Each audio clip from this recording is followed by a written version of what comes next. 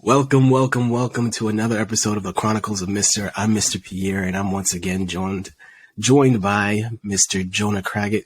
And this episode, folks, is really going to be touching all four corners of the map. I'm really just happy to be able to chop it up with a dude who I think is just so amazing. And so wherever this conversation goes, it's going to go. And whatever you're able to glean from it. But I know that this one is a selfish one because I'm just happy to see you, bro. I'm happy to be seen, and it feels good to be seen. Because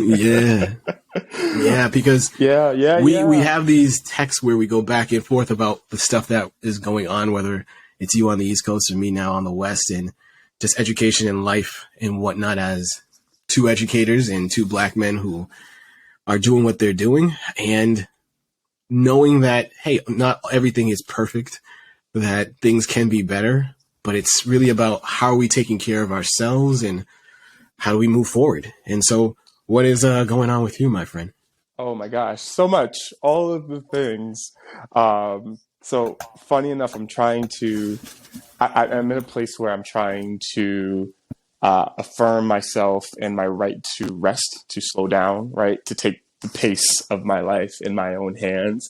And I'm doing that while also navigating the realities of Blackness, right? So not in the stereotypical sense, right? Because I do think that there are things that, people will make us believe that are holding us back, but there are those things that are holding us back. So what I'm seeing now is in my current role in higher ed, so out of the classroom, but still working with students and very much being an educator still, there is this demand and really this reliance I see on black bodies, black and brown bodies to be, right, to produce, to do all this stuff. And I'm in a place in my life where I'm consciously making the decision, not just not in my personal life, but tangible steps like in my job and in my relationships, to go at my own pace. And I'm starting to see just how hard that is for black bodies, where there are some folks who do not understand their relationship to me, to you, to black bodies without that labor. And with that labor, married to that labor is the exhaustion of that labor, right? I started a video, as I told you, I started a TikTok account where I just talk about different educational topics. And one of the things that it was a conversation I had with a fellow educator at Highville, and right. She's great. She's woke and, all that. But we had this conversation. It was about the Dahmer series, right? About the depiction of. No, thanks. But I was saying, she was like, well, did you watch it? It's so good. It depicts the humanity of these people. And I said, well, I know that none of the families were consulted, and one of the families just straight up spoke out condemning it, right? And, I tried to lead with empathy. Mm-hmm. These are things, these are stories that they don't want told. And this person goes in this tirade about the cinematography is beautiful. These stories are never told or in this way when they are told, and that F what the family says. Forget what the family says. This is, a masterpiece. Mm-hmm. So I tried to first go into semantics, right? Like, hey, you notice that Netflix and Ryan Murphy, they're white people who are benefiting from the death of BIPOC folks at the expense of BIPOC voices today. So we can't, in one breath, praise the way that these stories are depicting the lives of BIPOC folks, while then ignoring the very alive BIPOC voices, right? But then it kind of just broke down to the root of it. And sometimes, you can't be arguing with folks. You got to know, what are you really trying to say, right? Especially when people are committed to misunderstanding you. They didn't care about the black exhaustion, the black labor. They didn't care about the black families. They wanted good art at the expense of another narrative of black trauma. And I said, well, what would you do if someone near and dear to you passed and big companies wanted to benefit off of this, regardless of how you felt? And she goes, well, I would do like Mamie Till did. I would want everyone to hear it. And that made me start to think about black people relationship to our stories and how white audiences consume our trauma to feel, right? They had this whole people, I say this in the DEI work that I do, right? Some people do the work because they love the work, because the work is lucrative, because it's constantly going to be, something they can get in, because racism isn't going anywhere. But other people, Yeah. mostly Black and brown people, do the work so we don't have to do the work. And that's the fundamental difference. So when I think about story, when I think about film and the way that Black and brown stories and our histories are told, there is this marriage between our stories and trauma. And it's so hard to divorce that because white people, but not all white people, but most people, but I'll say white people, use this as a way to feel part of something bigger, to feel pathos, to feel, the shock of life, right? And no one ever looked at Mamie Till, who chose to have this open casket to show the world what lynching did to her son, and thought, okay, but mama, like, you have that right to privacy. So I'm talking to this person about the Dahmer show, saying, we can't forget this. These stories need to be told. Why aren't these families right to say, I want my loved one's legacy to die with me? Why is this appropriation of the soul? Why is this consume? It's this cannibalism of Black bodies, right? This is overconsumption of us in pain and our labor, right? Our exhaustion at the forefront of our narratives. So I'm seeing that now where, like, I'm trying to divorce myself in my real life from that expectation of exhaustion, because also some Black people have internalized that exhaustion as strength and they don't want to let it go because it's like a badge. That badge of honor. Yeah. That was a really long-winded way of saying that's where I'm at. No, I appreciate it because it was something that I recall, like, us teaching and having moments of, like, our kids, our students, our kiddos just need to be kids. And at the end of the day of knowing, like, look, you've worked, let's go out to recess. Yeah, you had recess earlier, and let's have another round of recess where you just get to be kids. That you don't have to, it shouldn't be expected that you're working literally 24/7. Like, it's been a long day. Let's have recess and, like, allow them to be kids. And, like, that isn't some sort of, it's not a reward. Like, that should be the norm, because there are so many places where that is the norm of, like, relax, take a breather. But you know what? And no one's going to frown upon You know what, that. though? That's something, though, Black and brown kids aren't afforded, because our students, I know that there are forces who may have looked at us like agents who are doing a disservice, because every moment with our kids wasn't spent pruning them for the fight of being Black in this country, of being brown in this country, especially for our boys, right? Well, not I want to say especially for our boys, our girls as well, right? So when we, I think about, we have this tightrope balance of, we want to be professional. We want to teach our Black and brown kiddos how to be professional, but we also want them to be human. But we have to balance those lessons of humanity so that they're not navigating the world ignorantly. But we also don't want to put that pressure of life on them, right? And it's so sad, because it's funny. I was just in Target the other day, and someone came up to me and was like, "Did you teach at Highville?" Like, from one of my first years before you got there, like, just thrown. And I was like, whoa, wait a minute, right?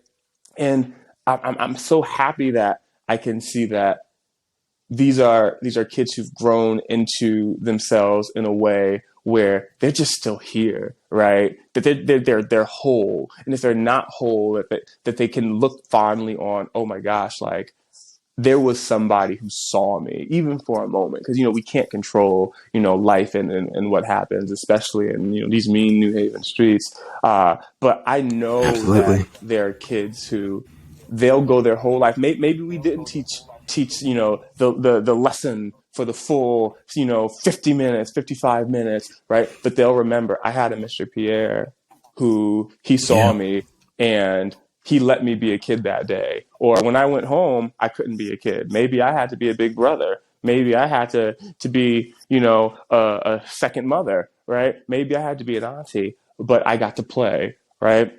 I'm really big on, like, what liberation looks like for Black bodies in the now, right? Where, again, there are folks who they think that Mamie Till approach is what they need to do. And that's their business, right? I'm never going to take away someone's right to stand on that pedestal, but I'm seeing by and large, there's people now who want to divorce ourselves from being at the forefront of this kind of work so that we can just live, right? Where we think about, I won't even just say this, the 50s and 60s. I really say, the 80s and 90s, right? There was this kind of glorification of, Black and brown bodies and voices being used for spectacle, right? Being used to represent this collective. And we're just now dealing with that exhaustion, And it's funny. I was at the doctor the other day just for a routine checkup, and the nurse, she said, where the mind tries to forget, the body always keeps the score, right? And I had to sit and think, okay, what score is my body keeping that maybe I'm not acknowledging? Because I'm seeing I'm successful. I'm doing this. I'm doing that. That's all right, right? What things in my life do I want to pursue? Do I want to go after that I'm not able to because I'm bound. I'm constricted to rules that maybe other people have set for me. I really, really am in the camp of Black and brown bodies just stopping. And I think of rest as reparations. The first reparation we get is the ability to rest, right? To not have to be on. Just chill. Just chill. Just chill. Yeah, just chill. And for that ability to chill truly is not like only your body is chilling, but like your mind is at ease as well too. Yeah. Because that is something that I'm enjoying or looking to enjoy now more is like when the weekend is present and I can sit down and like shut down all the tabs, can I truly just chill? My mind isn't racing. My mind isn't worried. It's at rest, truly at rest. It's something I think that is a blessing as well too. And in that, what you first mentioned about the self-care of like, am I taking care of my mentals? Am I taking care of my surroundings? Am I taking care of my body as well? So yeah, I feel you. It is a gift that not many have. And I'm thankful for what I got. I like to ask myself, right? Like, what is the day demanding? And I might not always ask that when the day starts, but when the day gets it's rolling. And so in my current role, I'm admin. And so I oversee the Multicultural Center at Southern. And sometimes, we missed a call and we have a few emails, or maybe we double booked, or maybe people are coming in late, right? And, I'll look at my staff, right? And they're like, the ship is sinking. And like, what are we going to do? And I'm like, nothing. I'm like, let's stop, right? Like, let's just stop, right? Okay, what if this fall? Then it's going to fall. But I think we need to stop. And I asked them, what is the day demanding, right? If the day's going by fast and everyone's missing things, the day's demanding us to go a little slow, right? And whoever else, be damned. Then I think, okay, yeah, that's deep. Maybe things are, a little slow pace, and okay, we got to pick things. What is the day demanding? Because then I'm working against myself. I'm working against, the flow. And maybe my body, again, keeping that score, is telling me, hey, not today. Still got to deal with yesterday. Yeah. Right? But it's funny too. I'm seeing in my role and, as I'm moving up the ladder, these aren't things that are encouraged in real life, right? When we start doing the grown-up things, these aren't things that are encouraged. This is, okay, that's great for a day, or maybe for a training, or maybe for a PD, right? But like, no, really, like we're supposed to exhaust ourselves. Like that's productivity, that's work, right? Making us into machines. It makes me think of in Nope, right? So, the two characters, right? You have, the son who he is not for the spectacle or for the show, right? He takes his time. He's more timid. Keke Palmer's character, his sister, is she can get in front of a crowd. She can woo them, right? But I like that both of those working in balance, right? Where sometimes you need to be able to come up and stand and talk to folk, right? Get up and look people in the eye, right? Give the pitch, right? And that came naturally to her, and that was her business. But then that smaller attention to detail, that idea of coming into any space as yourself, right? Which I think was one of the messages of that movie, right? Being able to come in as yourself, right? To not be misinterpreted, even if, in the case of the movie, an entire film crew thought that he was, less than capable, thought that he was incompetent, right? But standing in your truth. Yeah. And it's funny, I used to be in the camp, I used to say, don't stand in your truth, stand in the truth, right? Where the truth of who you are has to be the truth for everybody else, even if they're misunderstanding you. And his truth was that he wanted to take his time, right? That he wasn't about that. He didn't need to sell his soul, right? In a sense, for the sake of being misunderstood by folks for opportunity, right? And that's how I want to be. But that comes with consequence, though, right, friend? That comes with consequence.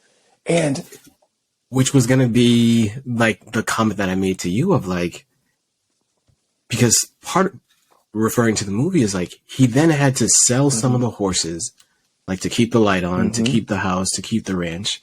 And he was doing certain things in order to buy the horses back. However, the consequence is like some of those horses that he sold, he never got them back.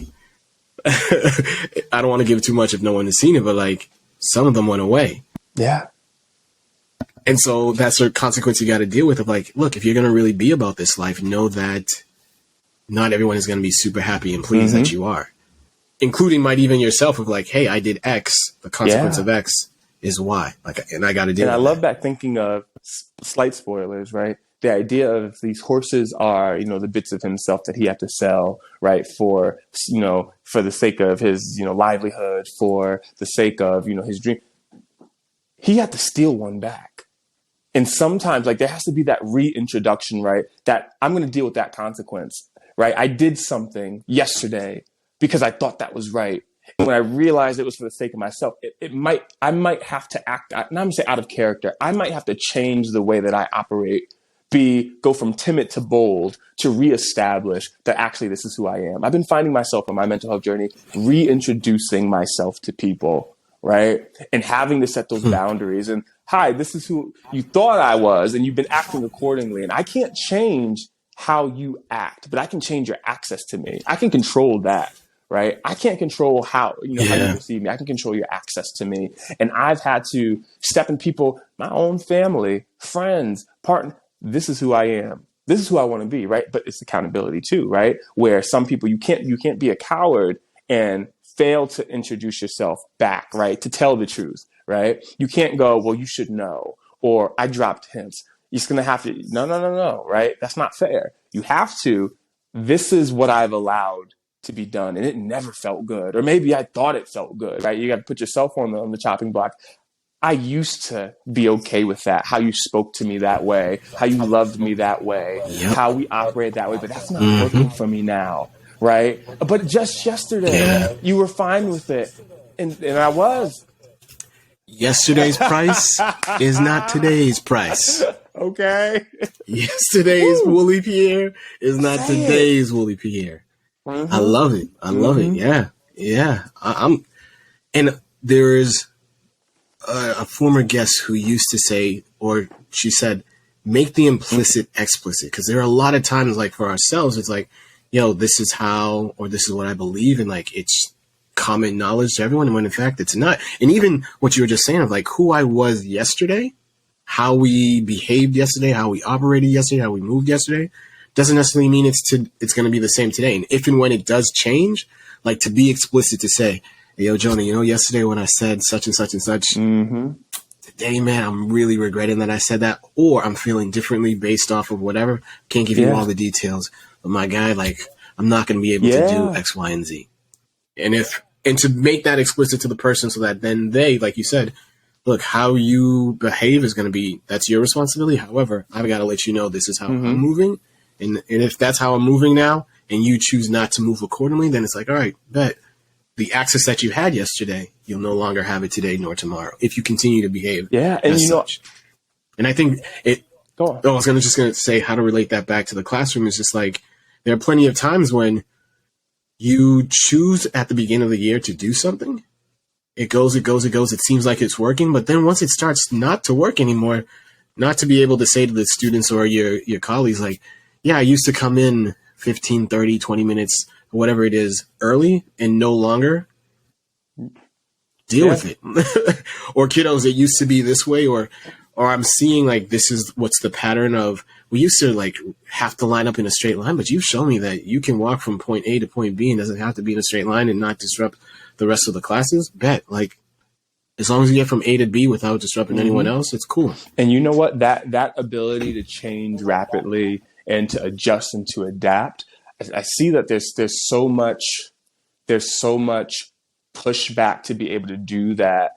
One, in schools, period, right? Because there's also this idea that absolute consistency is what's best for kids, when life is not absolutely consistent. The one life constant in life is that it is not consistent, right? And I think it's so much more important of a lesson to teach to kids that, okay, sometimes you have to change out of necessity, out of comfort, right? But it's never too late to go, okay, this isn't working, let's do something different, right? That's even like with their friendships, right? Like, okay, little Billy was your best friend before, right? It's not feeling good. Sometimes you grow out, right?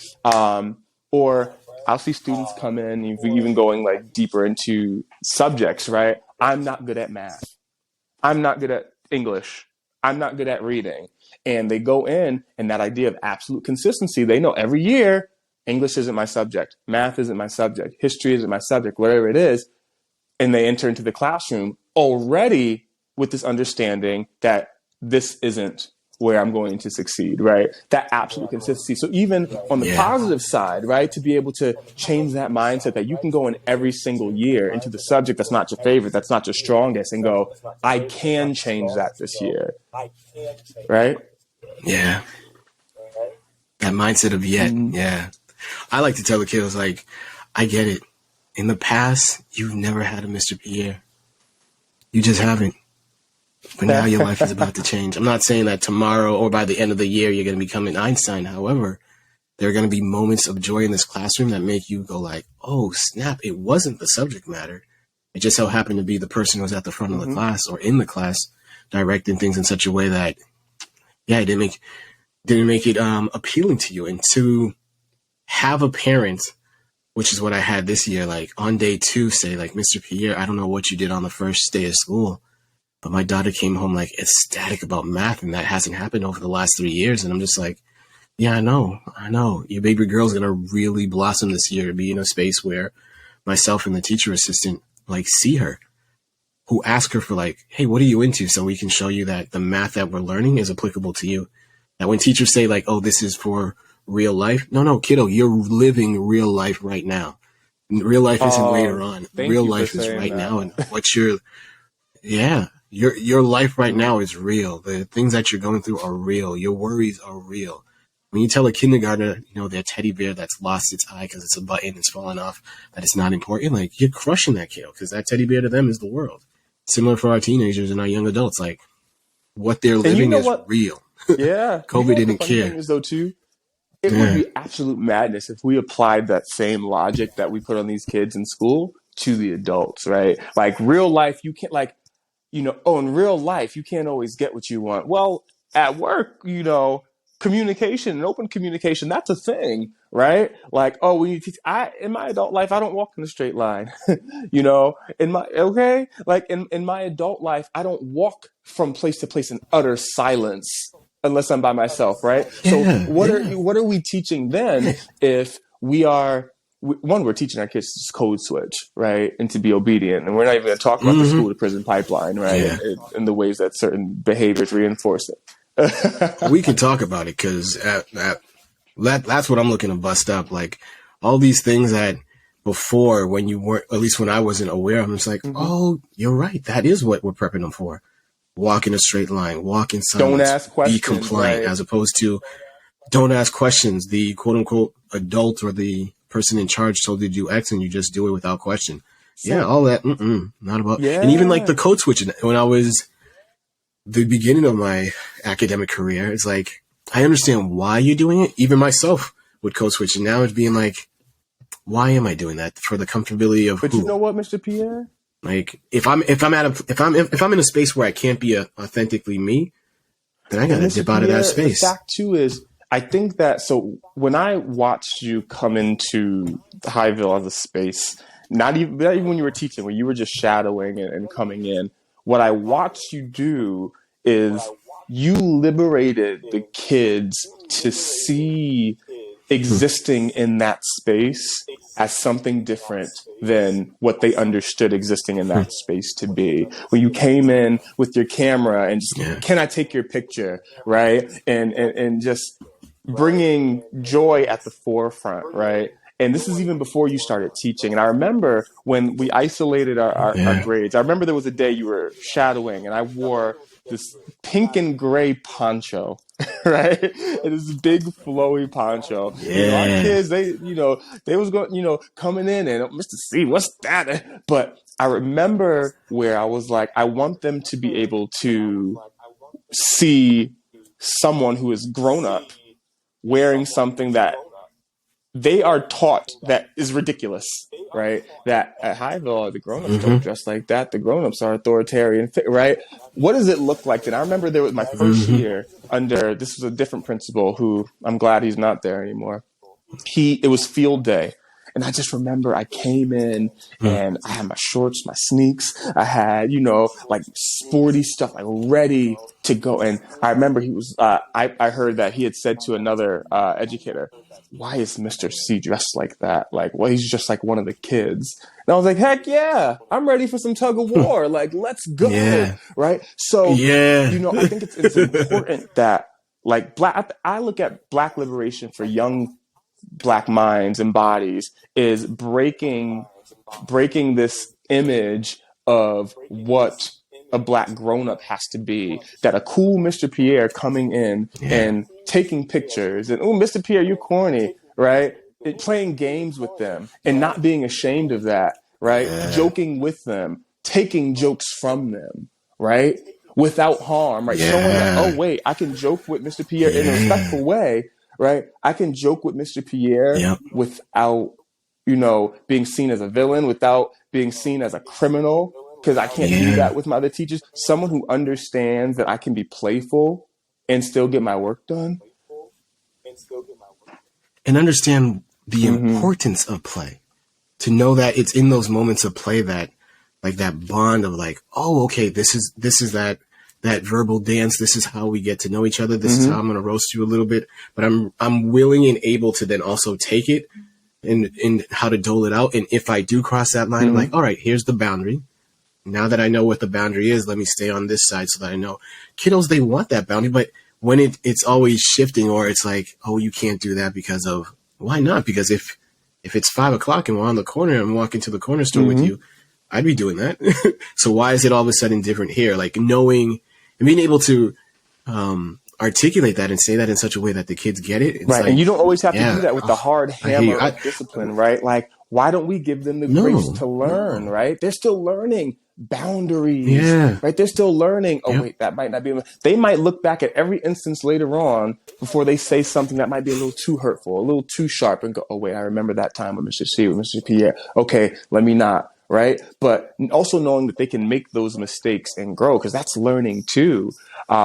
And the funny thing is with my kids, I always made them acknowledge when they're feeling hurt, right? When that need, that pressure to put on bravado would come up. Right. So I remember like we would do reading circle, and I told the kids we were going to read out loud. Right. We got in the circle and I said that you can read, between 1 and 3 sentences. Everybody was going to read. Right. And after, we got over the initial shock, I'm not reading out loud. I'm not doing that. Right. We started getting the sense that we're taking our time. We would go in the circle. Some people would read, 1 or 2. We started, adjusting to where maybe one student read 3 or 4. So the next person who didn't want to read a bunch, hey, just read 1, get away with that. Right. And when everyone got comfortable, that's when we started incorporating, okay, then you can pass. Because if I know that, there's one student who maybe they're always reading and they have in a day. Right. So that adjusting. But I remember we had 2 students and they were friends where they're both really tough, right? Both really, they would make jokes to hide the fact that they were uncomfortable with reading. And I remember this is when they got real comfortable reading out loud. And one student had just, she'd gotten a word wrong or a few words wrong. Her turn goes, the friend next to her starts reading, and the next friend next to her reads really, really slowly, right? But that's okay. And I just remember the friend who made a few mistakes pointed out, oh my gosh, like, so immediately we got to stop. Like, no, we don't rush, right? That's a rule. friend who's getting rushed now is like, at least I'm not messing up all these. So now, that hurting people hurt people. She spewed that at the friend, right? And in front of the class, right in the middle of, we're not going to wait until, so the feeling to sit right there in the class, stop the reading circle, address the harm. I was like, that wasn't kind, right? Oh, but I don't care. That wasn't kind. So I had them say, look at each other, right? And the class gets quiet. At this point, they're real respectful. And looking, I said, look at your friend. I said, I think what you said hurt her feelings. Oh, that didn't hurt my feelings. Didn't it? Yeah, it hurt my feelings. You would have thought that she pulled the wool right over her head because she didn't recognize that her comment, the first friend's comment, that hurt her friend. And just addressing that and kind of reminding our kiddos that, oh, wait, yeah, we're people, right? And that we might say things and that hurts someone's feelings. So then, okay, that didn't feel good when she said that to you, right? That hurt. We don't want to make each other feel like that. We don't have to do that. And it didn't feel like a 6th grade class. It felt like a kindergarten class, right? But sometimes we need that, right? Because we show up. I like to think that we show up to any place as some version of ourselves, right? There's sometimes I go to work. Yeah. You've spoken about that. Maybe I'm not 16. You say something that makes me feel like my 16-year-old self, right? All the fears and powerlessness that came with it, right? And our kids, they might come into our class sometimes and they're not 6th grade, 7th grade, whatever grade. They are that child that might need a little reminding, that might need a hug. Yeah. Ooh. Pause for a second, because that. Yeah, we all have that other version of ourselves that that was unhealed, that still has a thing there that is. Yeah, take me back to my 20-year-old self, my 16-year-old self, my 10-year-old self, even the 30-year-old self is like. And it could be a word that brings you back there. It could be a look, right? Yeah. It could be a reaction. It could be a lack of reaction that makes us feel. That makes us feel like that childhood self, that younger self, right? Shoot, it might be just how we felt yesterday, right? Recognize that we're not as over something as we thought, that we're not as on it as we might have once thought. But what I think is really, really cool, though, is that we have tools or language, now for how to nurture that childhood self, right? Like there's some times where like, if I feel like really, really small, I'm like, yo, okay. Like I love the quote, be the adult you needed when you were younger. Right? Like sometimes you gotta talk yourself off that ledge with the language you would use to that younger self. Right? That, you're safe. My 100%. I'm gonna turn on the light because the sun is setting and I'm slowly disappearing. I'm back. My friend was having an interview, and she was going to tell her employer that she was leaving, and she started hyperventilating. She's like, "Oh," and I just said, "You're safe." And she's like, "Thank you for that," right? Because that childhood self that was not safe when I gotta leave. I gotta get. She needed that reminder in a whole new space, in a whole new time, a whole new. She needed the reminder that she was safe. Yeah. And you mentioned it earlier about hurt people hurting people,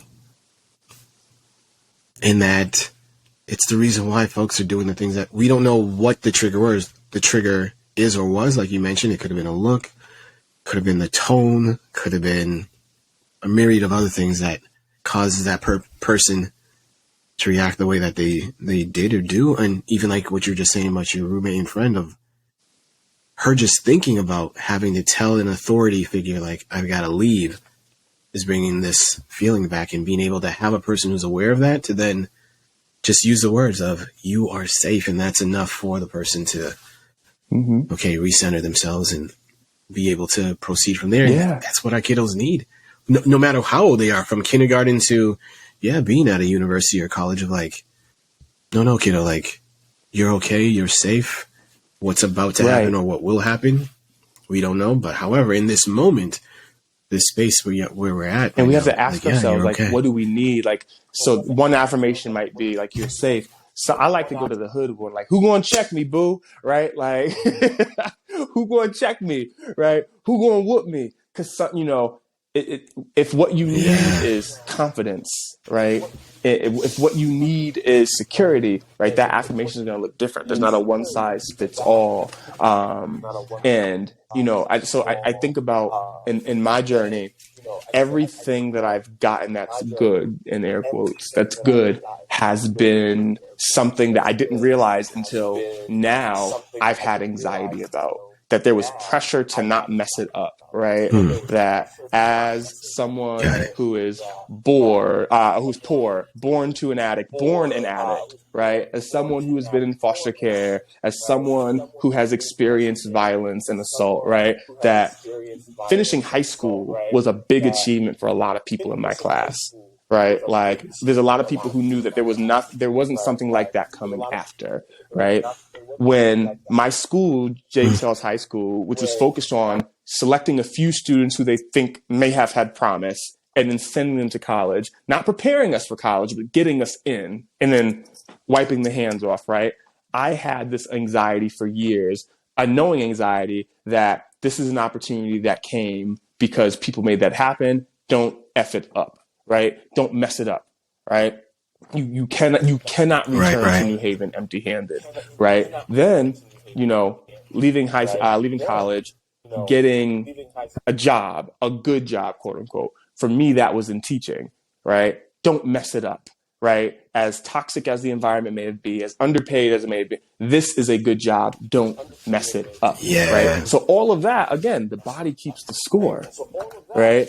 In my mind, I'm telling myself without words that everything that I got was not an achievement of my own skill, right? That wasn't something that I did, but something that fell on me. And then as a black guy too, right? Where I'm the only black person in this space is, right? I was one of the only, you know, black kids in my almost all black high school that got into college. I was one of the only black kids at my college because I went to PWI. And then you and I, two of the only black male teachers, right? So all this time, I'm without words telling my spirit man that this isn't your skill. This is the hard work of the community. And to an extent it was, right? But that this had little to do with me or less to do with me and my skill. And I couldn't walk into a room then with the confidence that, Jonah, you can go anywhere and be of use and be valued, right? That it was a fluke. So me leaving different spaces, right? I've had to reconcile with all of that baggage and all of that those messages that I was telling myself about myself, right? While being successful, while having a good job, right? So just for some context in the current, I'm planning a big move that we'll talk about off camera. And when I'm on the next show, it's going to be, I'll be more specific. But as I'm planning this, it'll be what it'll be. Que sera, sera. But one of the conversations that I've had with like family members and even certain friends was like, well, why? Like, well, you're really gonna do this?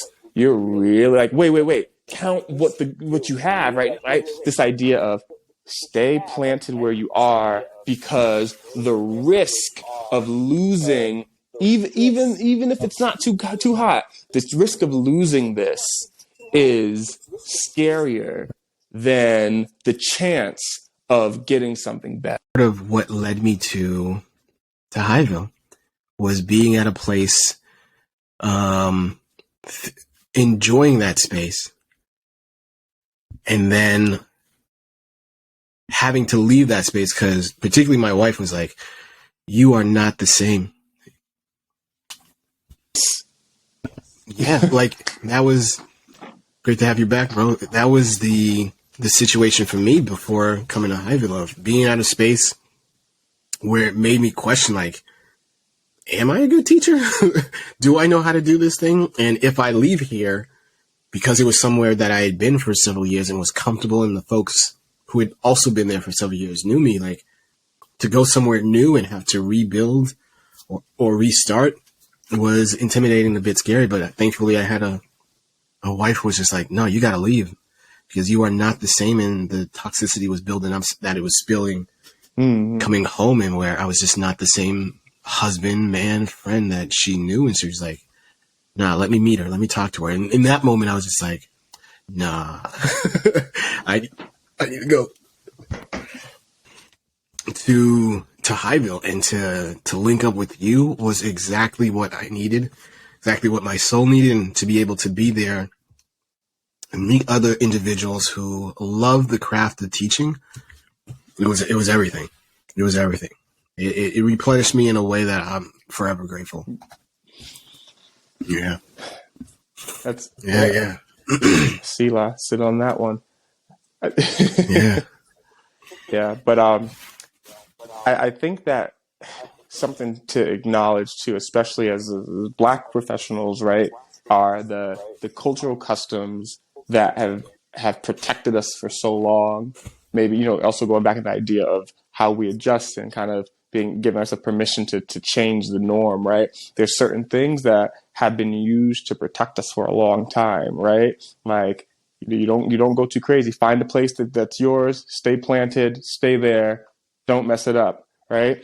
And I think that also comes from, this idea that we don't have access to the whole world, right? That we don't have access to, or we've never had permission to just up and change our mind, right? When you think about history that tells you this is where you've had to be, you're displaced and misplaced from your family unit, you're told what your new name is, what your new role is, right? Yeah. That we've adopted these customs of survival, right? Where don't make yourself seem too big, don't be too uppity. And if you're going to dream, right, you do it in a way that you either got to shuck and jive to do it, or acknowledging the fact that it's not going to end well. And what I will say is there's, by and large, I think we've done really well with always having a community to come back to, right? I think about in Their Eyes Are Watching God, Janie coming home in the overalls, hair down after Tea Cake is dead, right? All the eyes of the community are on her, and everybody wants the story, but she had a community to come back to,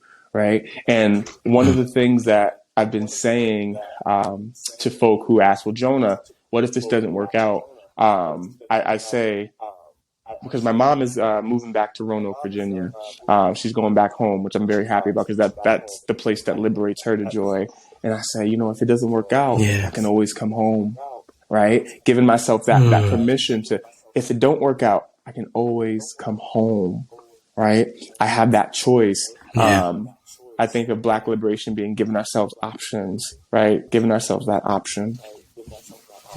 I love it. Yeah.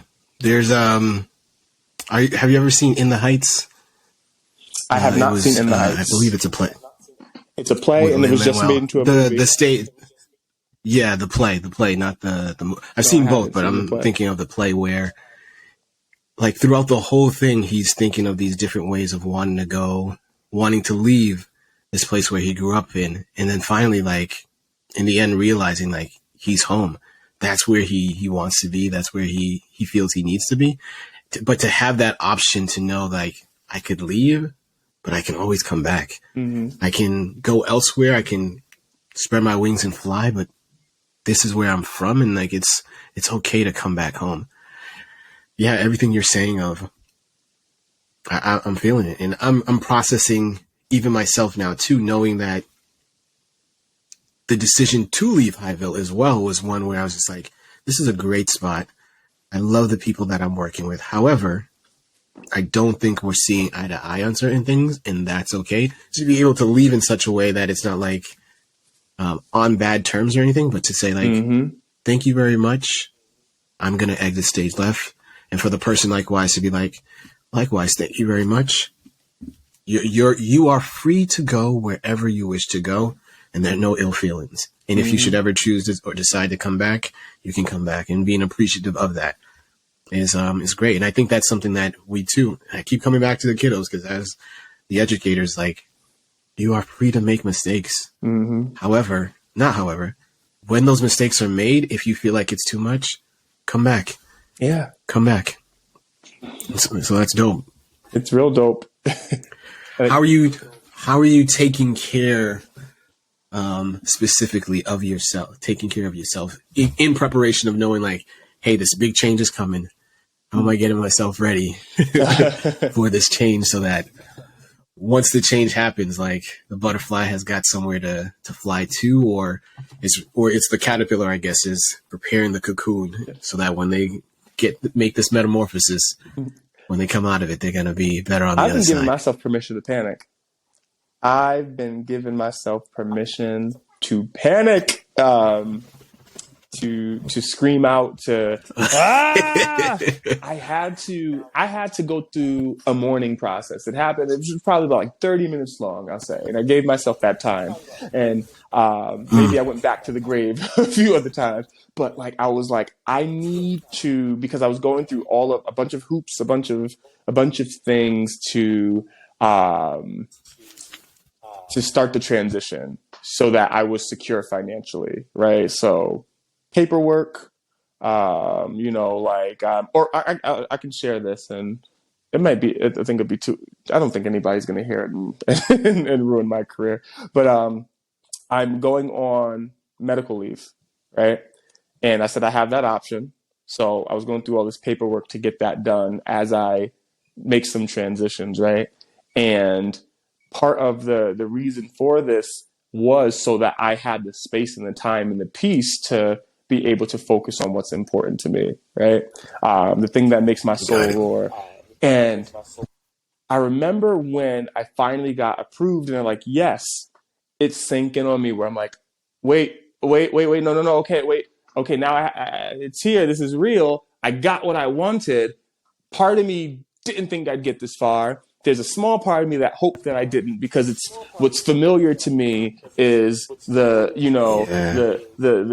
fast-paced environment where I can't really think about myself, and maybe that's more enticing than actually having the freedom to live, right? Yeah. And I had to be like, wait a second, like, okay, this is real, like this is legit, because now that means if that happened, then all the stuff that comes after, right? That, in the words of Seeley, it's time to leave here and enter into creation. Wait, now I don't have any excuse, right? I can't hide anymore. I can't go, oh gosh, I wanted to do the thing that was so important to me, but I couldn't because this was in the way. I had to do this. I had to work. I had to do. Right? I didn't have the time. I didn't. So I had to reconcile and grieve and go back to that grieving space and hold that. Okay, Jonah, here lies the body of your excuses, right? Here lies that fear that, okay, you done told people now that what your next steps are, and you can't go back now because you got to do this, right? You can't be embarrassed, right? Oh gosh, now you have to reconcile that your life is in your hands. Now you have to deal with that, right? Your whole self. And so I've been taking care of myself by like giving myself permission to be in this space, not trying to distract and hide it, right? And also let myself enjoy it. And how do I enjoy that? Maybe that's doing nothing. Maybe that's not, let's go. Let's just doing nothing.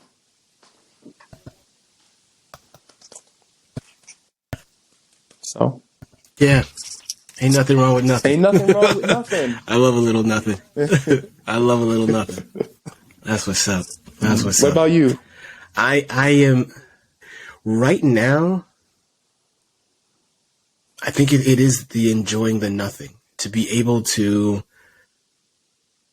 not have anything planned, to really just, like my wife and I we were just talking even for today, knowing that time is going to fall back. And she's like, what do you want to do? I was like, babe, I'm going to go to bed early. I'm going to go to bed early, make sure that I have this extra hour and then some. So Sunday morning when we wake up before we go to service, like, I want to be rested. I want a full solid 8+ hours of just sleep, of doing nothing. So that's what I'm doing right now, is making sure that I'm getting those 8 hours, that they're truly 8 full, restful, rested hours, so that on the other side, I'm good to go. Yeah. That's me right now. Yeah. And I enjoy a good movie. I enjoy a good movie. Forever? I enjoyed a good movie.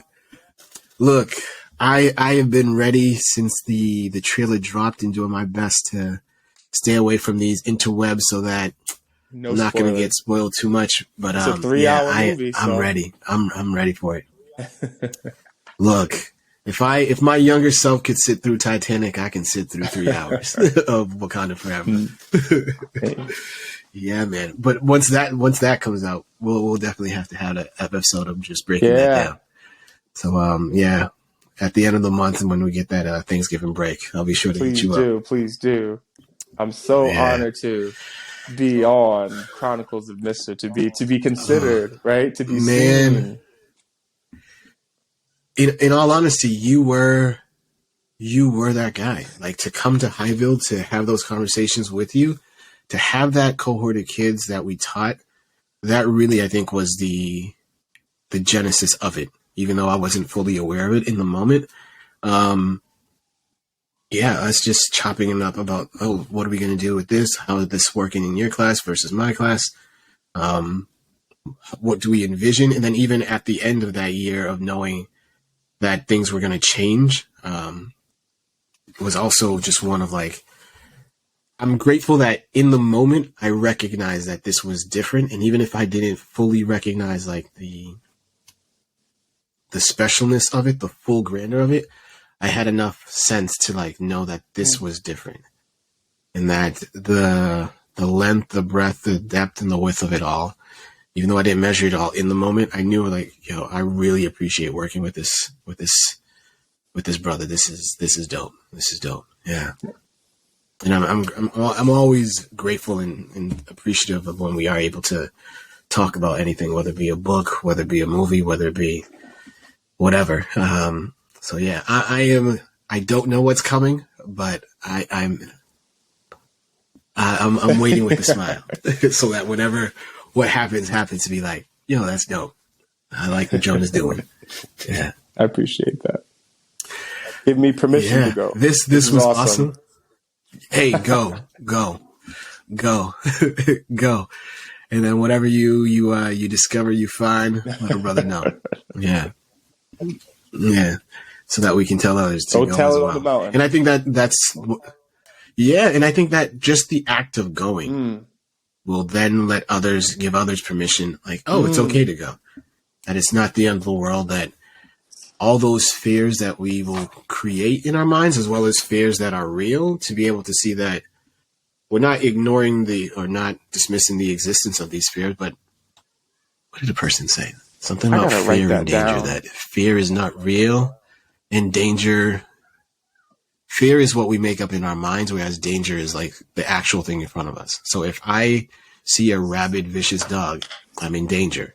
However, if that dog is behind a fence that I can see the fence is locked, I may be afraid, but that fear is something I'm creating in myself. And so fear in of itself isn't the thing that should stop you. If it's danger, assess the danger, proceed accordingly. But if it's simply fear, kick the fear in its teeth and keep on moving. Okay, I had to write that down.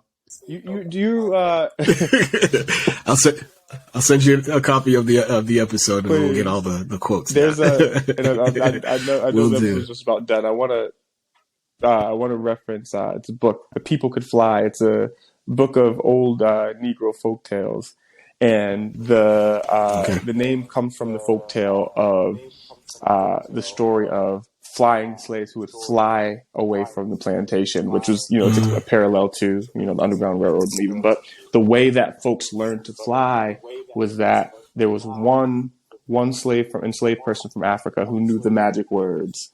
And when he told someone else, they can fly, and they told someone else, this idea of having permission to go so someone else can go, right? That makes me think of, that idea of, it takes one person, right? One Harriet, right? To give you permission to go. And it's one thing to be told, but it's another thing to see it, right? And that's what's going to give the other people the strength. Yeah. And Mr. P, I think you've done that. I think that you have shown our kiddos, the people could fly. What does it look like they don't have only one option because they saw Mr. Pierre. Yep. And that's so amazing. Well, it is per like what you spoke about before of like whatever imaginary thing that we may dream up, as good as that dream may be, the person who's actually doing, and even if they fall on their face and don't do it beautifully, the act of doing is 100 times better than the mere thought. So I would say to that, like, whatever I did, I definitely saw others doing, which then gave me permission to remix it and do it my own way. And then in meeting folks like you, that affirmation of like, oh yeah, I'm not the only one who's doing this thing. There are others who are doing as well. It looks a little different, but it's always nice that, if I'm a guitar player, to meet up with a drummer who can then lead us to a person who has an amazing voice, and next thing you know, we got our band going. And so, yeah, to anyone who's listening, this is your permission. This is your shout out. Permission to go. Do it. Go do it. Go. So this has been an episode of the Chronicles of Mister, one that I thoroughly enjoyed, and I know I'll be having future ones with the one and only Mr. Jonah Craggett. Thank you, sir, for chopping it up this afternoon. Appreciate you. Oh, it was a pleasure. It was a pleasure. To anyone who's listened, I think the message for today is go do it. Go do it. And we're out.